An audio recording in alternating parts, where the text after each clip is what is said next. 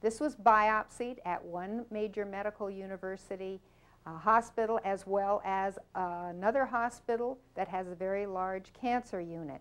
So this was documented by the pathologist to be invasive ductal adenocarcinoma of the breast. The lump was very high up on my chest here. So after I had the lump removed, they found that they couldn't get clear margins during the procedure. In other words, the cancer had already spread into my chest wall muscle. It wasn't yet in the nodes under my arm. So I had another surgical procedure where they tried to go in through a small incision and get the cancer all out, but they couldn't do it. It had spread too far. I changed my diet dramatically, but I hadn't addressed the other factors in my life, including stress, and I didn't know about the importance of a lot of water drinking. But I changed my diet to fruits, grains, and vegetables, got all the sugar out, the caffeine out, and all the other bad things out of my diet.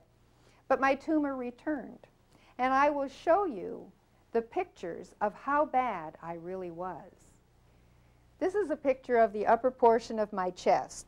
As you can see, the base of my neck is here, and this is the scar where I had the first removal. The tumor grew back. Here it's about the size of a marble. It stayed that size for several months while I was trying to do a number of things to make it go away, because I knew at that point I was not going to have chemotherapy and radiation, because chemotherapy and radiation destroy your immune system, the exact system you need to get well. Suddenly, within a period of about 3 weeks, this tumor grew to the size of a large grapefruit. Here is a picture showing massive growth. And in fact, it was almost getting ready to burst on my chest. And here is a side view of the same tumor. This is not breast. This is tumor. It was huge. And it became very painful. And here is another shot where I am leaning back against a couch. Here is my neck. Here is my right shoulder. And here is this tumor. It is huge, as you can see. It doesn't involve just the red portion at the top, but it goes way down into the chest area. And it actually became the size of a large grapefruit. Now, this became, as I said, very painful, and I didn't know what I was going to do because I knew I wouldn't have chemotherapy and radiation. Finally, I was able to find a surgeon who would take out a portion of this tumor because it was getting ready to burst onto my chest, and I didn't want to have an open wound on my chest. By this time, I had involvement of the nodes under my arm and the nodes above my clavicle. The nodes under my arm, some were as big as the size of a walnut, and I was in a lot of pain. Any pain medicine that I took would not relieve the pain. So I found a surgeon who thought that he would just do me a favor, palliative surgery, by taking out a portion of the tumor, and he did that and then sent me home to die. At that time, I still had a lot of tumor in the central area, tumor in my chest wall muscle, and the tumor in the lymph nodes. I refused to have any lymph nodes taken out because, you see, lymph nodes are part of your immune system. So I went home and I got on the total plan.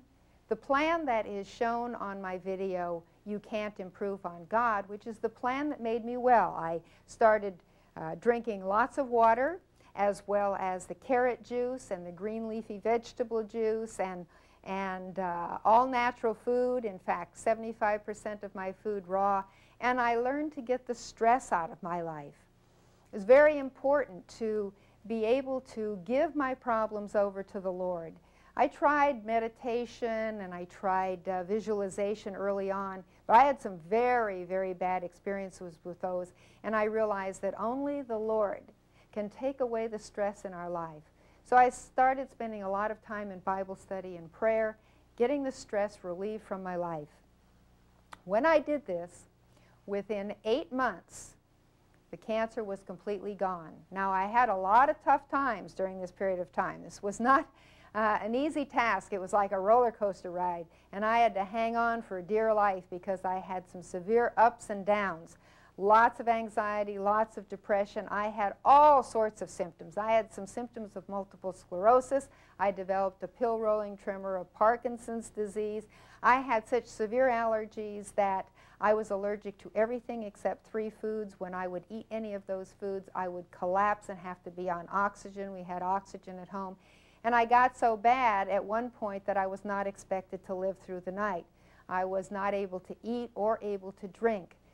So I can tell you that this plan works. I was so close to death that I was not expected to live, and yet here I am, alive and healthy and cancer-free. As I said, it took me 8 months to get rid of the complete cancer without chemotherapy, without radiation, without mastectomy. And then it took me another 10 months to get my strength back. So you see, I have been to hell and back. I can show you how to get well.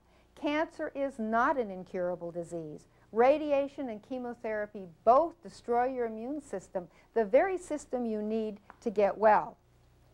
Remember, we talked about headaches not being caused by a deficiency of aspirin. Well, let's carry that a step further. Cancer is not caused by a deficiency of chemotherapy. Cancer is not caused by a deficiency of radiation. And in fact, both chemotherapy and radiation destroy the immune system, the system you need to get well. Not only that, both chemotherapy and radiation actually cause cancer. Now, we're told that the cause of cancer is unknown.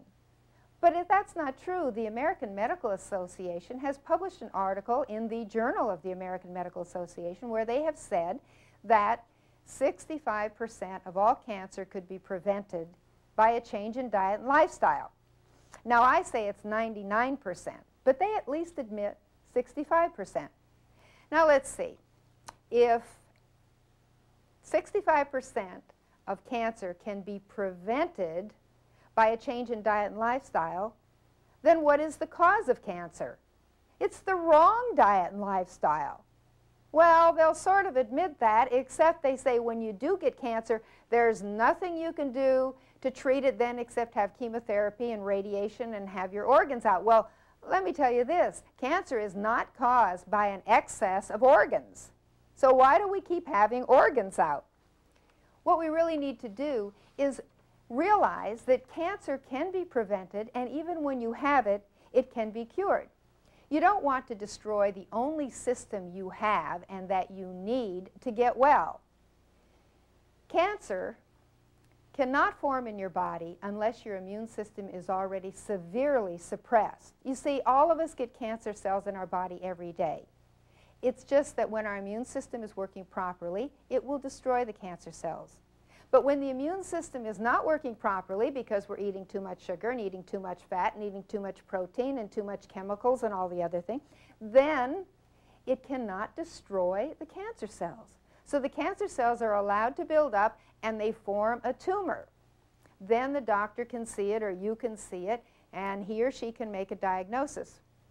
But then you see they tell you you have to have something for treatment that actually causes cancer. You know, when you go down to get a mammogram, women, mammograms are radiation. Your doctor and dentist will both tell you, don't get too many x-rays, x-rays cause cancer. But then they say, well, you need to have x-rays to see if you have cancer. And then if you have cancer, we have to give you huge doses of what we tell you to avoid because it causes cancer. That doesn't make any sense, you see? But we have been brainwashed to think that so often. Let's take a look at some of the drugs that are used to treat cancer. Chemotherapy just means that it's a chemical used for treatment. Chemical